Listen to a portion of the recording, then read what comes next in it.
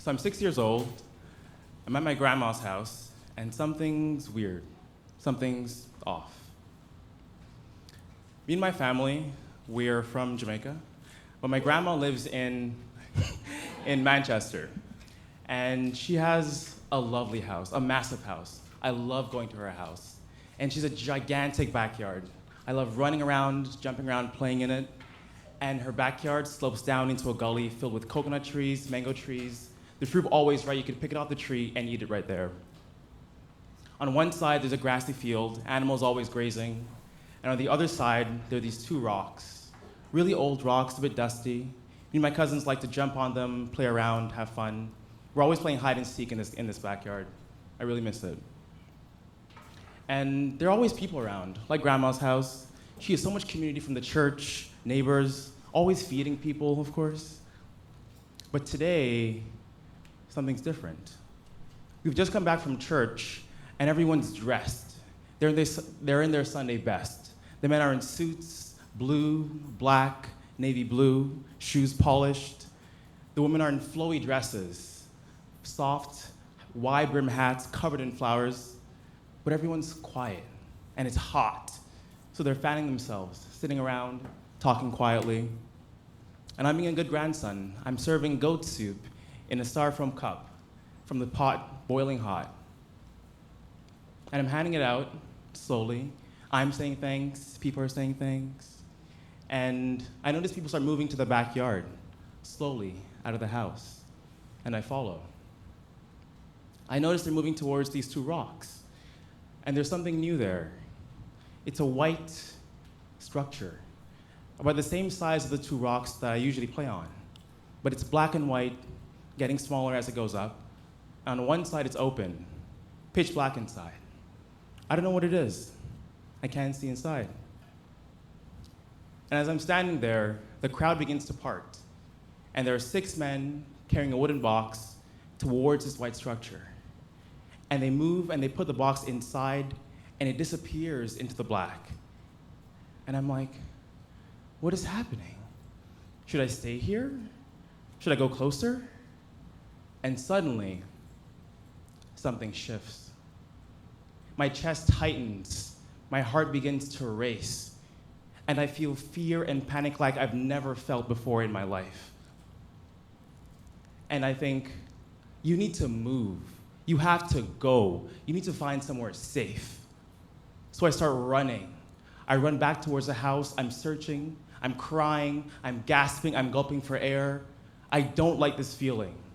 I don't know what to do.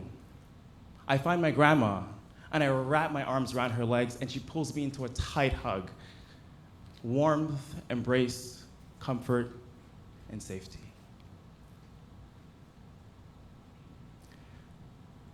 "15 years old, Toronto, Rexdale. I'm a Canadian teenager. I go to school, I like sports, badminton, ultimate frisbee, track and field is life. I have a close group of friends. We don't talk about anything too deep. What music are you into? Did you see the game last night? I still don't know what game. That teacher we all don't like. And I'm kind of glad it's not too deep, because everyone's asking these questions, and so am I. Everyone's having these crushes. But I realized that I'm not having the same ones. I'm thinking about something else, someone else. I also go to church on Saturdays, Saturday school. I like being there, the community, the songs, but I also have a lot of questions there as well. I ask my parents, why do we believe these things? How does evolution work with this? And the answers I get are, God has a plan. You need to have faith. And the more questions I asked, the more unsatisfying the answers. And I realized, if I want to be part of this community, I need to let go. I need to find my faith. But it's praise and worship that makes me really love being there. It's the singing, the dancing, the clapping. My mom, my dad, and my sister, they're sitting in the front row. They're dancing, they're clapping. On stage, there are 5 people, 2 or 3 on the mic, 1 on the keys, 1 on the drums. and everyone is singing and dancing and clapping with their whole selves. And I am too. And suddenly, something shifts. And I think, I am dying. Every second that ticks by, I'm moving towards that end. It's inevitable. And I have absolutely no control over this. And my chest tightens, and my heart begins to race. And again, I feel everything in my being saying, you need to move. You need to go. You need to find somewhere safe. And so I squeeze the headrest in front of me and slowly rise to my feet. I excuse myself because I'm still a good Christian boy and make my way slowly down the aisle, my legs trembling with energy, holding it together. I get to the back of the church and slowly crack open the church door, going to the foyer, it's empty. The door swings shut behind me, the singing softly coming out still. And the feeling starts to dissipate, slowly. I say to myself, you're all right. You're still here. That is not right now. But I asked, what is that feeling? What is that fear? But I also don't want to know. So I take a breath, I gather myself, and I go right back inside. This happens 5 or 6 times over the next couple of years. Every time the same thing. Sometimes I'm in the kitchen, sometimes I'm falling asleep, sometimes I'm in the bathroom, and suddenly I sink down to rock bottom, enveloped in fear and panic.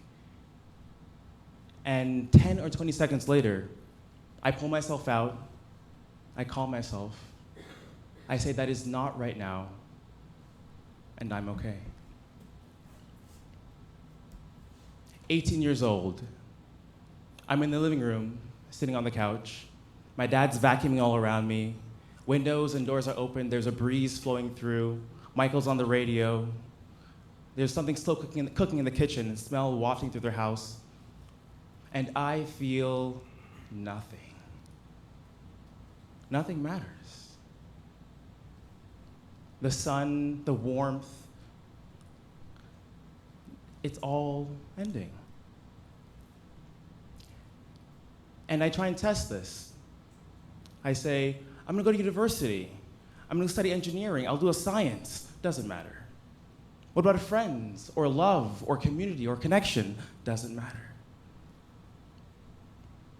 The next day, my dad says, we're going to the grocery store to pick up a few things. Let's all go together. So I go in the car, I'm sitting, looking out the window. We're driving past these gigantic trees. The sun is coming down through the trees, through the leaves, sparkling light on my cheek. I lean my head against the glass and I look outside. And there's a feeling. I grab it. I hold on to it. I grow it. The light shines into my eyes, the warmth reaches my cheek, and I think, this moment matters. The lull of the car, the sound of the radio matters. Us being here matters. And I grow it from there. Me studying matters. Me finding out what it means to be gay matters. Finding love matters. And because I'm me, I ask, why does it matter? And I realize the most important thing is that it matters to me. And above all, I realized I did find my faith, but not in God, but in life and in people. And why? Because life matters. People matter. It's always been people. Thank you.